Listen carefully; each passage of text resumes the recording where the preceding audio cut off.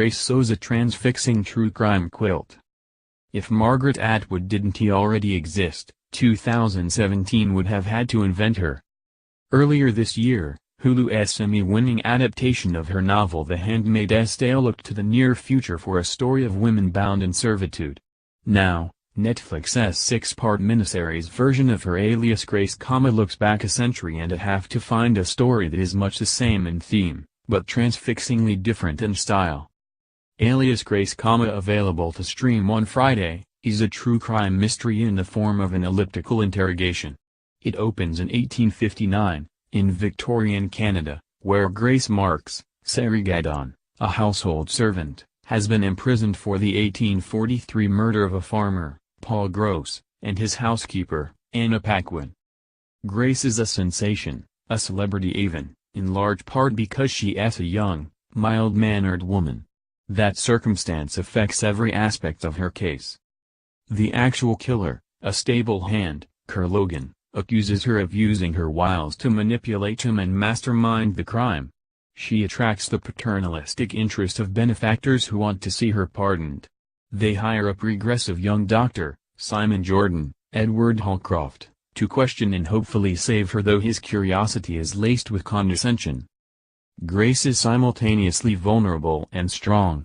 She is a prisoner, a poor Irish immigrant, in an era where servant women are subject to the whims, and sometimes lusts, of their employers.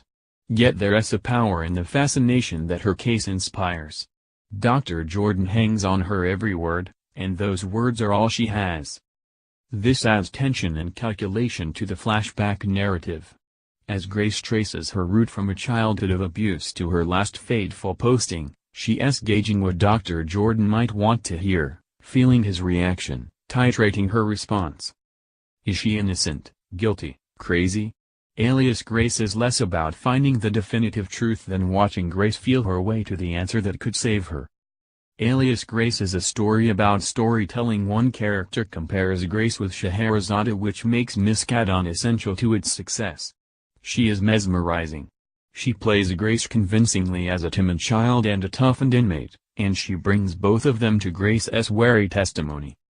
The novel by Miss Atwood, who has a bit part as disapproving woman, is a challenge to adapt visually.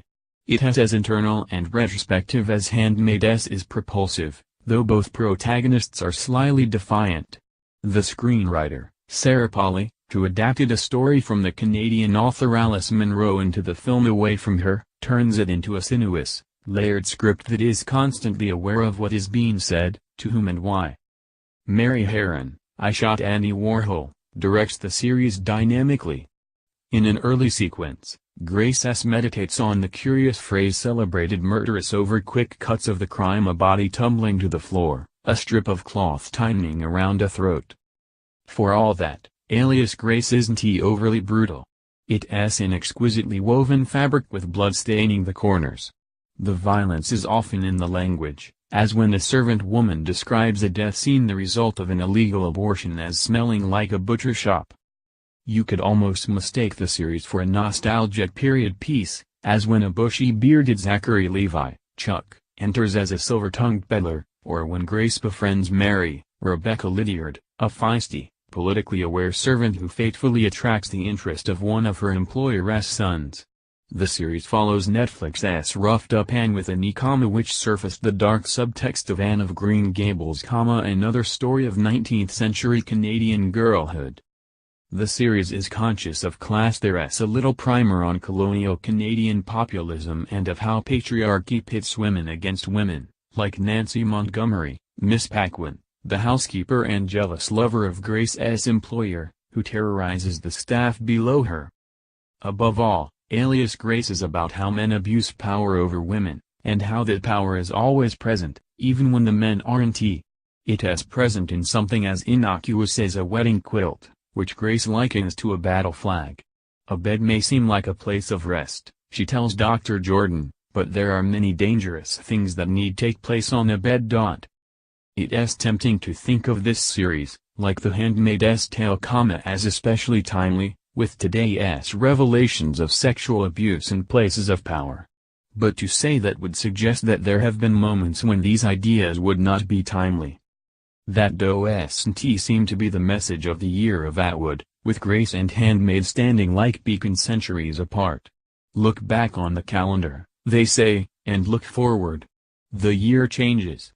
The time does not.